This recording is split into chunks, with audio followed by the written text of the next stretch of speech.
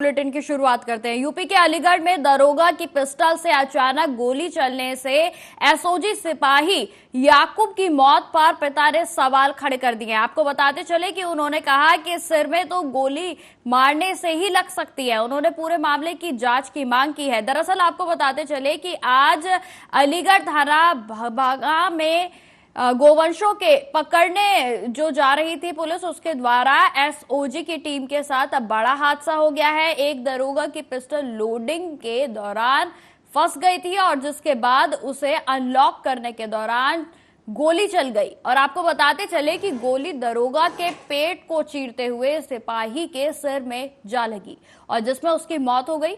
अभी आपको यह भी बता दें कि अब मृतक सिपाही याकूब के पिता वसी अल्लाह खान ने दरोगा के पेट से होकर उनके बेटे याकूब के सिर में गोली लगने की घटना पर शंका जाहिर करते हुए घटना को संदिग्ध बताया है। उन्होंने यह भी कहा कि सिर में गोली तो मारने से ही लग सकती है। इस पूरे मामले की जांच होनी चाहिए। इस बीच पुलिस ने शव का पोस्टमार्टम कराकर पुलिस लाइन में सलामी देने के बाद शव परिजनों को भी सौंप दिया है।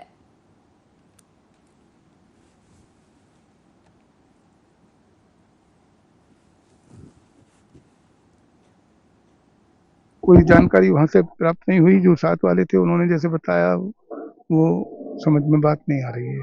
क्या बताया, कैसे हादसा हुआ? ये बता रहे थे कि वो मतलब रिवॉल्वर में बुलेट फंस गया था, उसको ठीक कर रहे थे, सही कर रहे थे तो गोली चल गई अचानक और वो उसकी जाके लग गई। ये बात बताई गई है हमें। कैसे आपको अब हम क्या बताएं, हम मौके पे तो थे नहीं, आपको क्या इसलिए लगा हमें तो कुछ जान। आप है यहाँ पे जिंदगी निकाल दी और उसके बाद आपने भी तमाम चीजें देख ली। वैसे ये गोली इस तरह से मतलब हमारी समझ में नहीं आ रही है कि कैसे लगी, क्योंकि यहाँ लगी है गोली और उस दरोगा के यहाँ है। उस दरोगा से मालूम करो, वो दरोगा तो अपना बयान दे रहा है ना इस तरह का। दरोगा मीडिया के सामने नहीं आई, पुलिस नहीं आई, मीडिया वहाँ अंदर है वो। दरोगा मेडिकल। हाँ आपने मेडिकल। सभी आपने हाँ किसी से होती है जी। आपको जानकारी है कि पेट में गोली लगती है तो सभी कैसे लगा सर में तो जब ही लग सकती है जब कोई मारे। आइए इंटेंशनली घटना लग रही है। हाँ मुझे तो ऐसे ही लग रहा है। जांच तो मेरे मुखबिर द्वारा बताया गया कि ऐसे जो गोकशी गवाना में हुई थी 8/9 की रात को, उसके मुलजिम जो उसके अपराधी हैं जो बुलंदशहर के रहने वाले हैं उन्हें मैं जानता हूँ। तो मुखबिर को साथ लेकर मैं संयुक्त टीम एसओजी और थाना गवाना की टीम को लेकर हम पूरा जंगल में पुलिया के पास गश्त कर रहे थे, उन्हें तलाश कर रहे थे। सभी ने कहा कि अपने पिस्टल कॉक कर लो। तो उसमें उप निरीक्षक अजय हसन की पिस्टल लॉक हो गई, जिसे उन्होंने मुझे ठीक करने के लिए दिया। जिसे मैं लॉक को ठीक कर रहा था तो अचानक एक्सीडेंट होकर गोली चल गई जो मेरे पेट में लगी और एक और लग गई एसओजी के। जनपद अलीगढ़ के थाना गवाना क्षेत्र में एक दुखद घटना घटित हुई है। 9 तारीख की रात्रि को थाना गवाना में एक गौकशी की घटना कारित हुई थी। उस पर पुलिस लगातार उनको ढूंढ रही थी। आज एक मुखबिर के माध्यम से एक सूचना प्राप्त हुई कि वही गौकश इस थाना क्षेत्र में फिर से घटना कर सकते हैं। उसके लिए एक जॉइंट टीम बनाई गई। थाना गांधी पार्क, थाना गवाना और एसओजी, इनकी टीम्स ने जॉइंट मिलकर के एक दबिश दी। ये लगभग देर रात लगभग 1-1:30 बजे के आसपास जब ये टीम दबिश के लिए जा रही थी, उस दौरान सभी लोगों ने अपने पिस्टल्स को लोड किया। पिस्टल लोड करने में मजहर हसन नाम के एक दरोगा की पिस्टल फंस गई। वो उसे लगातार प्रयास के बाद भी उसे नहीं ठीक कर पा रहे थे। तो दूसरे एक सब इंस्पेक्टर जिनका नाम राजीव है, इन्होंने वो पिस्टल उनसे ली और उसे वो अनलॉक करने का प्रयास करने लगे। इतने में ही अचानक गोली चल गई और वो गोली उनके खुद के भी पेट से निकल गई है और दूसरे एसओजी के सिपाही के सर में लग गई। उस सिपाही को तत्काल लेकर के रश किया गया हॉस्पिटल, जहां हॉस्पिटल ने उसे ब्रॉड डेड कर दिया है। जानकारी के साथ संवाददाता शहजी सिद्दीकी हमारे साथ जुड़ गए हैं अलीगढ़ से। तो शहजी, जिस तरीके से एसओजी के सिपाही की मौत हो गई है, लेकिन जिस तरीके से मौत हुई है इसको सुनकर हर कोई दंग है। क्या कुछ जानकारी है मामले को लेकर ताजा? नितिका, हर कोई दंग है इस घटना को लेकर। घटना इतनी गंभीर है कि गोली चल जाती है, पेट पे लगती है, फिर दूसरे जो एसओजी सिपाही है उनके सीधे सीधे सर में लग जाती है। तो कहीं ना कहीं चर्चाओं का विषय बना हुआ है, चाहे वो पुलिस विभाग हो या वो पीड़ित परिवार हो, उसके अंदर भी कहीं ना कहीं एक चर्चा का विषय बना हुआ है कि गोली कैसे चल गई और कैसे सर में लग गई। जी, मामले को लेकर जिस तरीके से परिवार वालों की ओर से अब जो आरोप लगाए जा रहे हैं या फिर कहें कि शंका जो है उनके मन में बनी हुई है, तो इसको लेकर क्या कुछ जानकारी है? परिवार वाले अब मांग कर रहे हैं कि मामले की जांच होनी चाहिए। सैजी जी नितिका, जांच तो होनी चाहिए। घटना काफी गंभीर है। पुलिस विभाग की घटना और पुलिस विभाग के एक इंस्पेक्टर से गोली लोड नहीं कर पाना और अनलॉक हो जाना पिस्टन को, फिर वो पिस्टन अनलॉक के चक्कर में पिस्टन चल जाना और सिपाही के पेट में होते हुए एक वो इंस्पेक्टर पेट में होते हुए सिपाही के लग जाना और उसकी मृत्यु हो जाना। दूसरा जो दरोगा है जिसके पेट में लगी है वो भी गंभीर हालत में जेएनएमसी में भर्ती है, वो भी अपनी जिंदगी और मौत के बीच खेल रहा है। कहीं ना कहीं चर्चाओं का विषय है। घटना भी गंभीर है। ऐसे ही एक पहली घटना कोतवाली क्षेत्र में हुई, जो दरोगा के पिस्टल से गोली चली थी, एक महिला के लग गई थी। तो कहीं ना कहीं घटना काफी गंभीर है, चर्चाओं का विषय बना पड़ा है, लेकिन समझ में किसी के कुछ नहीं आ रहा है ये हुआ कैसे। वही पीड़ित परिवार के पिता है, उन्होंने कहा है कि हमारे खुद समझ में नहीं आ रहा, हमें तो जब सूचना मिली थी ऐसे हमने आपको बता दिए। कहीं ना कहीं उन्होंने जांच की बात तो कही है और एसएसपी अलीगढ़ संजीव सुमन ने भी जांच के आदेश दे दिए। देखिए जांच आगे की आती है। जो जाने वाला है सिपाही, एसओजी सिपाही जो है याकूब, काफी होनहार बताए जा रहे थे। एसओजी टीम के काफी तिरवानी द्वारा भी बताया गया कि वो काफी चुस्त वुस्त और सीसीटीवी कैमरे खंगालने में काफी उत्सुक थे वो। तो एक बड़ी घटना अलीगढ़ पुलिस के लिए बहुत बड़ी दुखद की घटना है। एक एसओजी तिरवानी द्वारा बताया गया है कि एक एसओजी सिपाही की एक दरोगा की पिस्टल से गोली चल जाती है और सर में लग जाती है और वो खत्म हो जाता है। जी नितिका। जी श्रेय जी, मैं जानना चाहूंगी विस्तार से आप बताइए कि कब क्या हुआ और जिसके बाद यह जो गोली कांड है वो सामने आया है सिलसिलेवार तरीके से। जी नितिका, ये घटना कल देर रात की है। जो ये पिछले 8 या 9 तारीख में जो घटना हुई थी गोकशी के मामले में, उस घटना को फिर से दोबारा जो बदमाश थे, जो गोकशी के जो आरोपी थे, वो दोबारा उस घटना को अंजाम देने वहां पर आए हुए थे। पुलिस को सूचना मिली, गवाना पुलिस थाने की पुलिस और बल्ला देवी की पुलिस, एसओजी टीम तीनों मिलकर वहां रवाना हुई। तो वहीं ये घटना अपनी पिस्टल लॉक, सबने अपनी पिस्टल लॉक कर ली थी। घटना की जो करने आए थे उनकी घेराबंदी चल रही थी, वहीं ये घटना हो गई। घटना इतनी गंभीर है कि चर्चा पूरे जनपद अलीगढ़ क्या पूरे प्रदेश में इस चर्चा बनी हुई है कि कैसे चल जाते। कहीं ना कहीं सवालिया निशान पुलिस पर भी उठते हुए नजर आ रहे हैं निकिता। तमाम जानकारी के लिए परिवार की बात हो तो परिवार काफी गमगीन है। परिवार में गम का शोक है। उनके बच्चे, माँ, पिता, सब पूरा घर एक कोहराम समझ गया इस घटना के साथ। एक युवा लड़का और जो भी पुलिस के विभाग में, एसओजी में और तैनात में होते हुए उससे हत्या, उसकी मौत हो जाती है। तो कहीं ना ये घटना बड़ी गंभीर है। बिल्कुल सर जी, तमाम जानकारी के लिए आपका बहुत बहुत धन्यवाद। तो जिस तरीके की तस्वीरें सामने आई हैं आपको बताते चले कि लगातार इस बात पर अभी भी आशंका जताई जा रही है। हालांकि परिवार वालों का यही कहना है कि हमें तो कुछ भी समझ नहीं आ रहा है कि आखिर किस तरीके से एसओजी जवान को गोली लग गई। खबरों में फिलहाल आगे बढ़ते हैं। मध्य प्रदेश में बच्चा चोर गिरोह सक्रिय हो गया है। घर के बाहर चबूतरे पर बैठा 2 साल का बच्चा गर्भ दिन दिहाड़े चोरी हो गया। आपको बताते चले कि मुकेश शर्मा का 2 साल का बेटा घर के बाहर खेल रहा था और जिसमें परिजनों को बच्चे जो है वो बाहर खेलता छोड़कर अंदर की ओर चले गए थे और इसी दौरान एक नाबालिग लड़की आती है और बच्चे को गोद में लेकर गायब हो जाती है। ये तस्वीरें आप देख सकते हैं। वहीं आपको बताते चले कि जब परिजन बाहर आए तो उन्हें बच्चा नहीं दिखाई दिया। परिजनों ने बच्चे को आसपास देखा पर वह कहीं नहीं दिखाई दिया। इस पर परिजनों ने बच्चे के पिता मुकेश को कॉल कर सूचना दी। बच्चे के पिता मुकेश के अनुसार ये घटना दोपहर करीब 12 बजे की बताई जा रही है। सूचना मिलते ही वह तत्काल घर पहुंचे और सीसीटीवी फुटेज देखे तो एक नाबालिग लड़की उनके बेटे को गोद में लेकर जाती हुई दिखाई दी।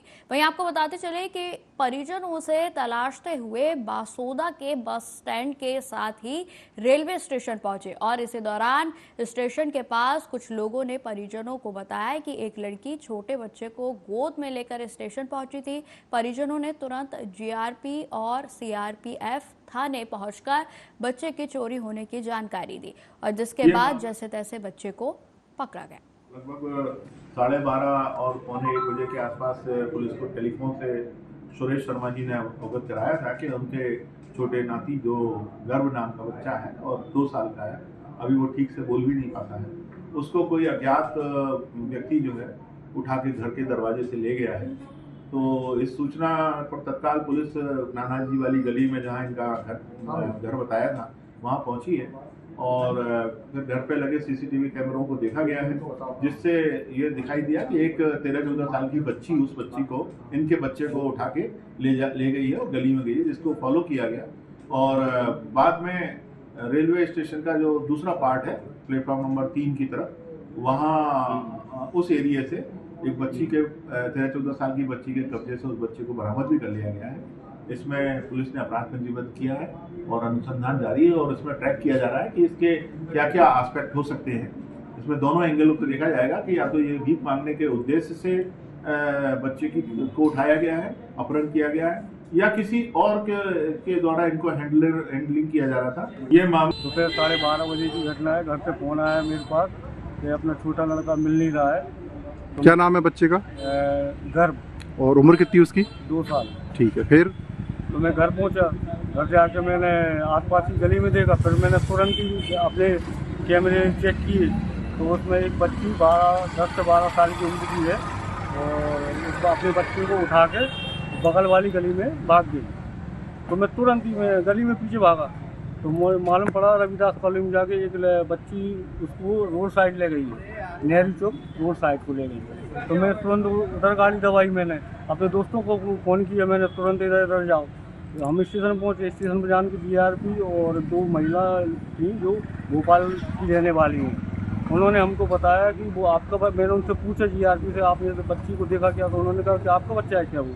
मैंने हाँ। तो कह रहे वो ओवर ब्रिज पर चढ़ के उस साइड गया है, बच्ची उसको उस साइड लेके गई है। तो मैं उस साइड गया ढूंढने के लिए, लेकिन मुझे नहीं मिली। इतने में मेरे पास फ़ोन आया या वो लड़की और बच्चा मिल गए हैं और जीआरपी थाने में है। तो फिर इसी खबर पर अधिक जानकारी के साथ हमारे साथ विदिशा से संवाददाता गुड्डू किदार जुड़ गए हैं। तो गुड्डू, जिस तरीके से मामला सामने आया है इसमें साफ तौर पर देखा जा सकता है कि मध्य प्रदेश में किस कदर बच्चे चोरी का जो गैंग है वो सक्रिय है। गुड्डू, देखिए, मैं आपको बता दें कि बहुत ही चिंताजनक मामला है। दिन दहाड़े एक बच्चे को उठा लिया जाता है। ये कहीं ना कहीं बहुत चिंताजनक बात है। और आपको बता दें कि बच्चा घर के दरवाजे में खेल रहा था और एक किशोरी उसको लेकर ले भागी और स्टेशन, अगर कहीं ट्रेन आ जाती और स्टेशन से वो भागने में सफल हो जाती। तरीके से इसमें सीसीटीवी फुटेज भी सामने आया है तो उसमें साफ तौर पर देखा जा सकता है कि जो बच्चे को चोरी कर रही है वो खुद भी मासूम ही है, ज्यादा जो उसकी आयु है वो नहीं लग रही है। तो किस तरीके से ये जो गैंग है वो बच्चों का ही चोरी करने के लिए बच्चों का इस्तेमाल कर रहा है? गुड्डू, देखिए, इस बच्ची को कहीं ना कहीं गाइड किया गया था और इसका बच्चा उठाने के लिए इस्तेमाल किया गया था। कहीं इसलिए किया गया था अगर पकड़ा भी जाए तो मामला ज्यादा ना बढ़े। इसके साथ और भी लोग हो सकते हैं। तो क्या फिलहाल किसी सक्रिय गैंग का नाम जो है उसका खुलासा हुआ है? गैंग का खुलासा नहीं हुआ है, लेकिन हमारे सूत्रों की माने तो ये कहीं ना कहीं बच्चा चोरी करने का ही मामला है और बच्चा चोर गिरोह इसमें जुड़ा हुआ है। ठीक है गुड्डू, तमाम जानकारी के लिए आपका बहुत बहुत धन्यवाद।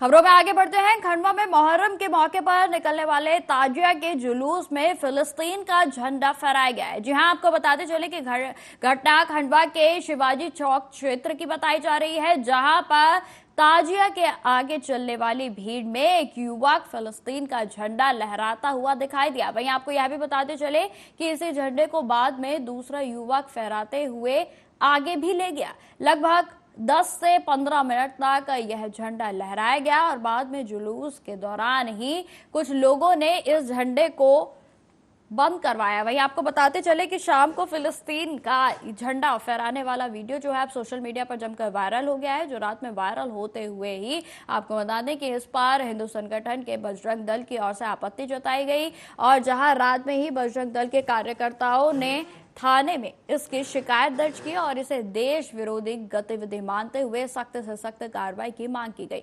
और उसके बाद पुलिस हरकत में आई और मामले को संज्ञान में लेते हुए रात में ही 2 युवकों को हिरासत में ले लिया गया।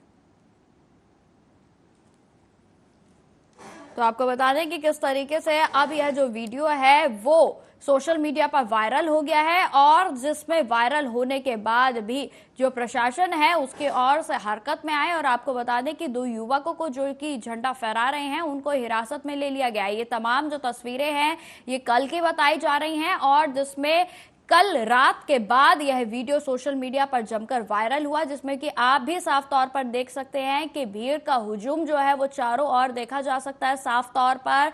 और वहीं बीच में जो ये लड़का है वो किस तरीके से फिलिस्तीन का झंडा लहरा रहा है। तो आप इस तस्वीर को किस तरीके से देखते हैं, या फिर भारत में रहकर दूसरे देश का झंडा इस तरीके से फहराना कहां तक सही है?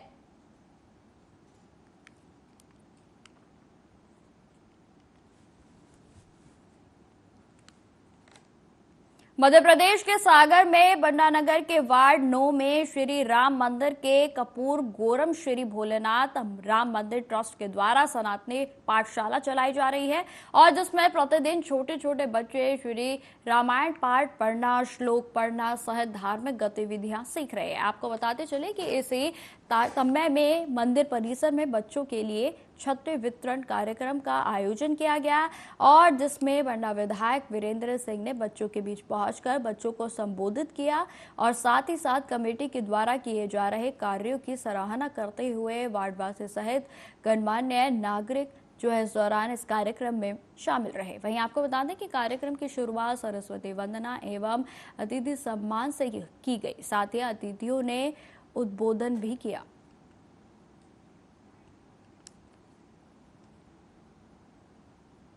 तो ये तस्वीरें हम आपको दिखा रहे हैं मध्य प्रदेश के सागर की, जहां पर सनातनी पाठशाला में जो बच्चे हैं उनको सनातन के प्रति जागरूक किया जा रहा है, जहां पर रामायण की बात हो, महाभारत की बात हो या फिर तमाम श्लोकों की बात हो, पवित्र जो भी धर्म ग्रंथ हैं उनके बारे में इन बच्चों को जानकारी दी जा रही है और इसकी सराहना करते हुए आज वहां पर विधायक पहुंचे और विधायक के द्वारा भी इस कार्य की सराहना की गई। खबरों में आगे बढ़ते हैं। महंगाई और बढ़ते अपराध के ग्राफ के खिलाफ युवा कांग्रेस कमेटी के सदस्य पटना में 24 जुलाई को विधानसभा का घेराव करेंगे। आपको बताते चले इसको लेकर शहीद भवन कांग्रेस कार्यालय में आज प्रेस वार्ता का आयोजन किया गया। प्रेस वार्ता को संबोधित करते हुए प्रदेश के आशुतोष कुमार त्रिपाठी ने बताया कि जिस तरह से पूरे बिहार में अपराध चरम सीमा पर है, अपराधी बेलगाम घूम रहे हैं, महंगाई भी आसमान छू रही है, उसको देखते हुए मुख्यमंत्री को इस्तीफा दे देना चाहिए। प्रेस वार्ता में कार्यकारी अध्यक्ष भानु प्रताप सिंह के साथ साथ अन्य गणमान्य लोग भी मौजूद रहे। जैसा कि आप सब लोग जानते हैं कि पूरे देश में जो डर का माहौल और जो अफरा तफरी का माहौल वर्तमान सरकार द्वारा बनाया जा रहा है, इसी देश में हमारा एक प्रदेश होता है बिहार, जो कि किसी भी व्यवस्था से अछूता नहीं है। बढ़ती महंगाई, बेरोजगारी और आए दिन किसी भी तरह का जो एग्ज़ाम होता है, कॉम्पिटिटिव एग्ज़ाम होता है, उसमें जो पेपर लीक का मामला है और जो अपराध अपने चरम पे है, उसके प्रतिरोध में आने वाले 24 तारीख को बिहार प्रदेश युवा कांग्रेस अपना विरोध दर्ज करने के लिए एक ऐतिहासिक विधानसभा घेराव करने जा रही है, जिसमें हम प्रेस वार्ता करके और प्रेस के आप सबके साथियों के माध्यम से आम लोगों को अपील कर रहे हैं, खास करके नौजवानों को, तो इस विधानसभा में घेराव में हमारा साथ दें और भारी से भारी मात्रा में जुट के इस निकम्मी सरकार को हम चेतावनी देने का प्रयास करें। जैसा कि आप सब लोग मध्य प्रदेश विधानसभा के नेता प्रतिपक्ष उमंग सिंघार एवं उपनेता प्रतिपक्ष हेमंत कटारे सिंगरौली जिले के चितरंगी के दूर गांव में दलित परिवार से मिलने पहुंचे। आपको बताते चले कि विगत दिन दलित परिवार के लाले बंसल को भाजपा युवा मोर्चा के महुआरिया मंडल अध्यक्ष अभिषेक पांडे के द्वारा गोली मारकर निर्मम तरीके से हत्या कर दी गई थी। हालांकि पुलिस ने 12 घंटे के अंदर ही आरोपी को गिरफ्तार कर न्यायालय में पेश कर दिया था। पीड़ित परिवार के गांव दूरदूरा पहुंचे नेता प्रतिपक्ष उमंग सिंगार ने कहा कि गृह विभाग मुख्यमंत्री के पास है, लेकिन यदि मुख्यमंत्री गुंडा और बदमाशों को नहीं बढ़ाना चाहते तो इस पर त्वरित कार्रवाई करें। आरोपी राज्य मंत्री के साथ रहकर पहुंच बना लिए हैं और जिस वजह से दबाव में पुलिस कार्य नहीं कर पा रही है। कांग्रेस पार्टी के द्वारा पीड़ित परिवार को सहायता राशि के रूप में 1 लाख रुपए दिए गए। वहीं आपको यह भी बता दें कि दूसरी ओर नेता उप प्रतिपक्ष हेमंत कटारे ने कहा कि मध्य प्रदेश के भाजपा सरकार ने दलित और कमजोर वर्ग के व्यक्ति बिल्कुल भी सुरक्षित नहीं हैं। हम इस मुद्दे को सड़क से लेकर सदन तक उठाएंगे। यदि कार्रवाई नहीं की गई तो पूरे विधायक दल के साथ यहां पहुंचेंगे और एसपी से लेकर आईजी तक को सस्पेंड करवाएंगे। जिस प्रकार दलित परिवार के में जो डर दिखा और जिस प्रकार से पुलिस प्रशासन ने इनके साथ भेदभाव किया, इन्हें बताया उन्होंने कि हमें पोस्टमार्टम के समय हमें कोई सूचना जानकारी नहीं दी गई, ना इन्हें पास में आने दिया गया। और जिस प्रकार उसके भाई ने बताया मृतक के कि ना मैंने कोई साइन किया।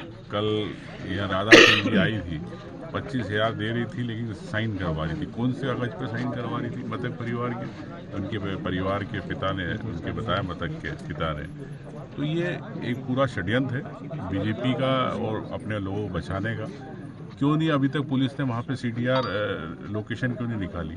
पुलिस ने 2 दिन के अंदर गिरफ्तार तो कर लिया, लेकिन कौन लोग थे, किनके फ़ोन कॉल थे, कौन उस आरोपी के साथ था, उसकी आज भी धमकी दे रहे कोई इनको यहाँ के स्थानीय लोग कि एक को मार दिया दूसरे को मार दिया। तो ये सीधा भारतीय जनता पार्टी का एक अराजकता है, दादागिरी है। और कांग्रेस पार्टी इस पर चुप नहीं रहेगी। हम इस पर कार्रवाई करने की मांग करते हैं कि इनको तत्काल सुरक्षा मिले।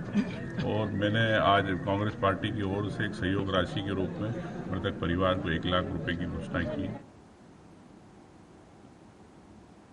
तो फिलहाल इस बुलेटिन में इतना ही। देश दुनिया की तमाम खबरों की जानकारी के लिए बने रहे हमारे साथ। नमस्कार।